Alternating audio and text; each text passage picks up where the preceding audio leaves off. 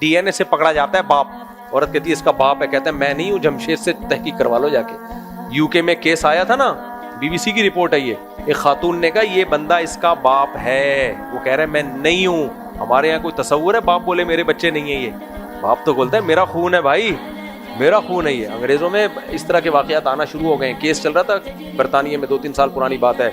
عورت نے کہا یہ اس کا بچہ ہے, ان لوگ کا جمشید فرض کر لو, ان لوگ کا جمشید, انگریزوں کا جمشید.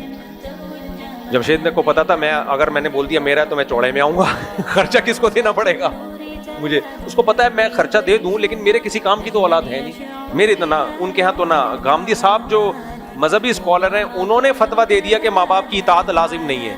تو وہاں کے جب مذہبی اسکالرز کا یہ حال ہے کہ ماں باپ کی اطاعت لازم نہیں ہے, تو انگریزوں کا کیا حال ہوگا خود سوچو, جو مذہبی ہے ہی نہیں. تو ایسے آزاد سوسائٹی چل رہی ہے مارکیٹ میں. تو وہاں باپ کو یہ کہہ دینا کہ یہ میرا ہے, اس میں باپ چوڑے میں آتا ہے, اس کو پتا ہے سارا خرچہ کس کا ہے, میرا, اور مجھے اس سے ملے گا کچھ بھی نہیں, یعنی میری اطاعت تو کرے گا نہیں ہے. تو رزلٹ کیا نکلتا ہے؟ تو پھر ہوتا یہ ہے کہ بہت سے کیسز ایسے آتے ہیں, وہ جمشید کہتا ہے میرا نہیں. تو خاتون نے کیس کیا تھا کہ یہ جمشید کا ہے, انگریزوں کا جمشید جو بھی تھا.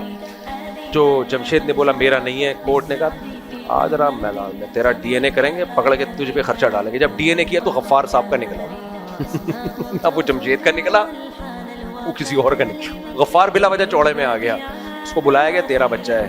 کہا یار بھائی میرا نہیں ہے. انہوں نے ڈی این اے کی رپورٹ یہ بتا رہی ہے کہ کس کا ہے, جمشید کا بھی تھا لیکن یہ والا نہیں تھا.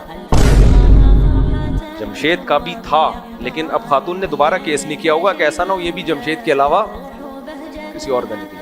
یہ تہذیب وغیرہ وغیرہ کی بات ہے. خیر, تو جب یہ فیمنزم بہت زیادہ پھیل جائیں گی نا تو ہمارے سوسائٹی میں بھی یہی ہوگا.